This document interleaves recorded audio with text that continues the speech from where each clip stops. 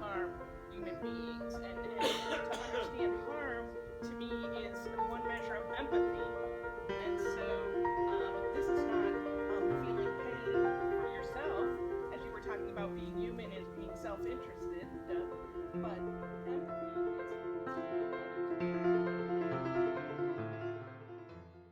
Our hope is to create great conversations about big questions, and obviously artificial intelligence is one of those questions. There are also questions, obviously, about the morality of robotics and the increasing presence of automation, computers, and robotics in our daily lives. You know, feel free to ask questions as well. We can go ahead and open it right up to audience questions too. So if you want to participate, you don't have to hesitate. Whoa, we've got hands. The 3 laws of robotics.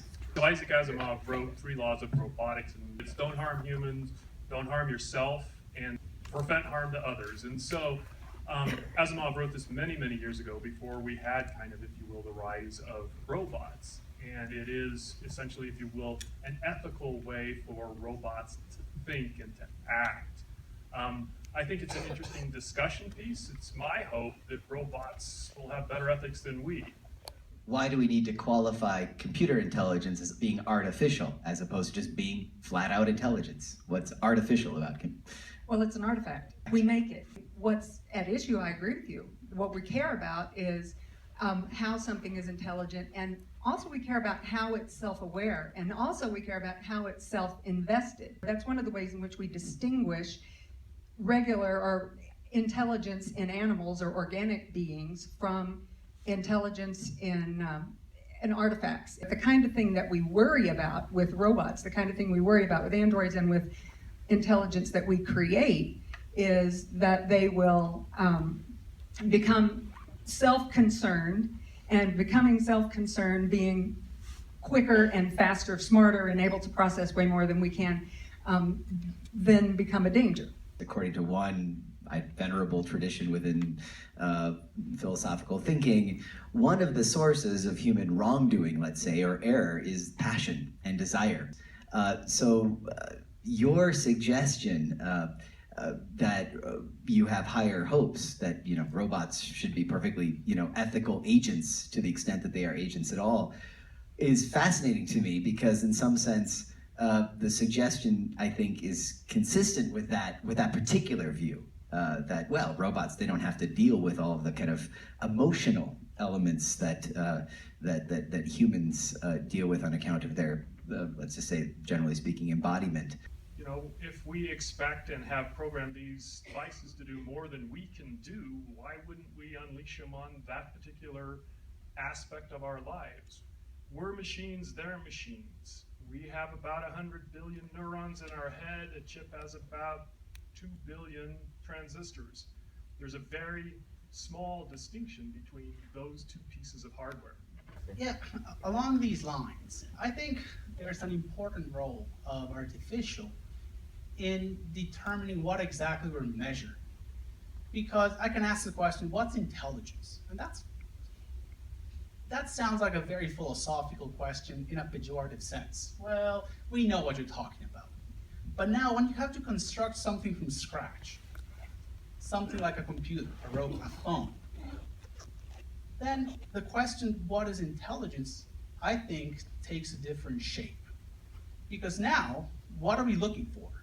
The challenge of constructing something from scratch gives us a chance to rethink the foundation of something we thought we knew about, intelligence. There, all our lack of knowledge becomes, I think, evident. Lots of hands, lots of hands. I'm going to take yours because it's conveniently located. What about common sense, though? Common sense. Yeah, this is maybe the theoretical reason versus practical wisdom or something of this nature. I'd like to give you an example from my world, which is planetary exploration.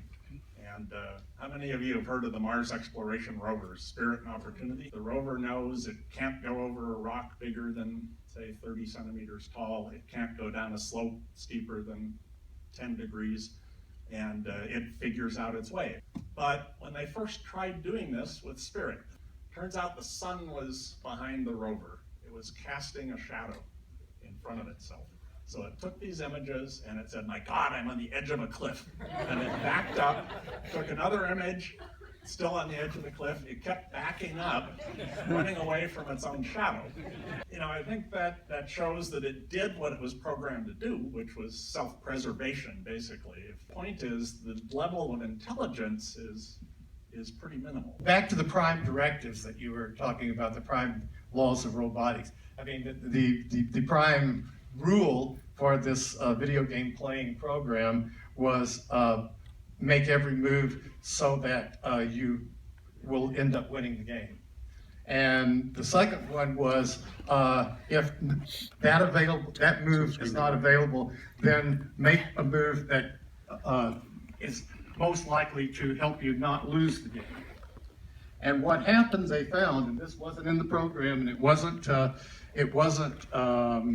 anticipated at all, and it wasn't part of the rules, was that the game-playing computer reasoned, in a sense of reasoning, that it got itself in a situation where it couldn't win. And so what do you think it did? It had to go from Directive 1, it can't win, it realized that, to Directive 2, then don't lose. What did it start doing? Stop. It started hitting the pause button. It started now that was outside the parameters of the rules and whatever. And the scientists who saw that were totally blown away. This is in a certain way emergent reasoning. Somehow that can result